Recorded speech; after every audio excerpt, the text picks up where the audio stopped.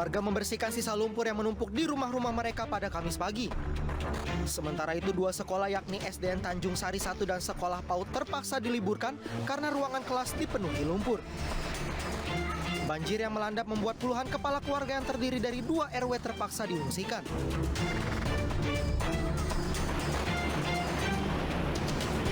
Sebelumnya, sebuah video amatir memperlihatkan derasnya air banjir yang menerjang Kampung Cisarua, Desa Tanjung Sari, Kecamatan Lewiliang, Kabupaten Bogor, Jawa Barat. Banjir bandang terjadi akibat tingginya intensitas hujan sejak Rabu sore sehingga debit sungai di kawasan tersebut meluap.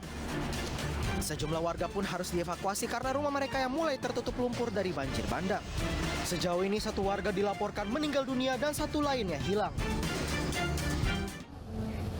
Pemirsa, 3 jenderal negara Islam Indonesia dijatuhkan vonis oleh Pengadilan Negeri Garut, Jawa Barat. 2 jenderal NII divonis 4,5 tahun penjara, 1 jenderal lainnya divonis 1,5 tahun penjara.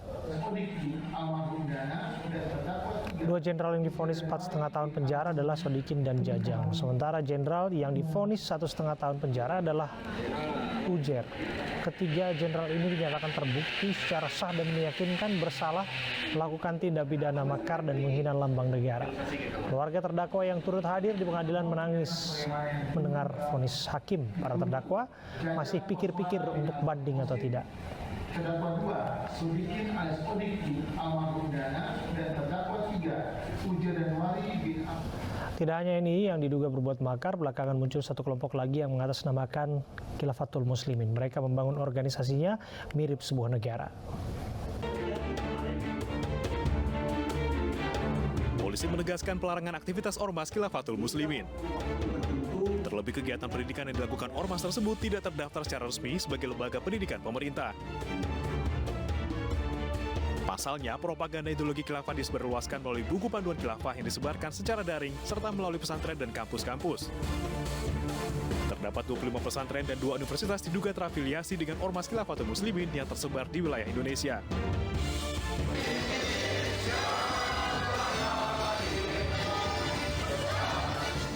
Sebelumnya, ratusan anggota organisasi Khilafatul Muslimin di Bekasi, Jawa Barat mengucap ikrar setia dan bersumpah menjadi bagian dari Negara Kesatuan Republik Indonesia. Mereka juga menyanyikan lagu Indonesia Raya, membaca Undang-Undang Dasar 1945 dan mendeklarasikan Pancasila. Polisi telah menangkap pemimpin tertinggi Ormas Khilafatul Muslimin, Abdul Qadir Hasan, di Lampung. Saat penangkapan, polisi menyita uang 2,5 miliar rupiah. Sementara itu, PPATK membekukan 21 rekening milik Khilafatul Muslimin.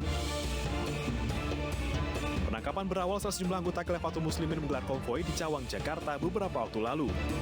Konvoi juga membawa serta anak-anak dengan pakaian bernuansa hijau. Videonya pun viral di media sosial. Kita beralih ke informasi lainnya. Kantor Gubernur Jawa Timur Khofifah Indar Parawansa didemo ratusan orang yang tergabung dalam Dewan Kesehatan Rakyat. Sementara di Timika, Papua, 7 penumpang pesawat Susi Air yang jatuh berhasil dievakuasi dalam kondisi selamat.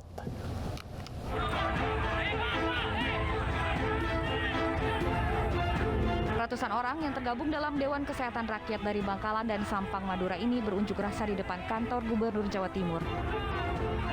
Massa berusaha masuk dengan merobohkan pagar kantor gubernur dan menerobos barikade polisi.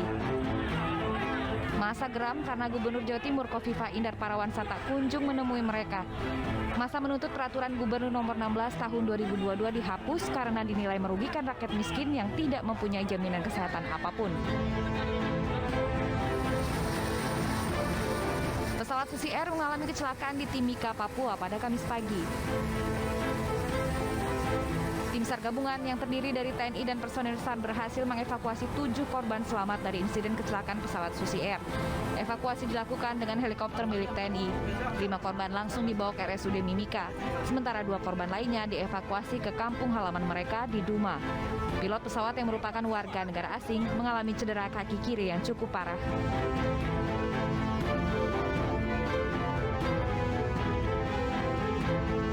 Sepasang kekasih menjamret ponsel seorang bocah di Gang Haji Kiming, Cipinang, Muara Jatinegara, Jakarta Timur.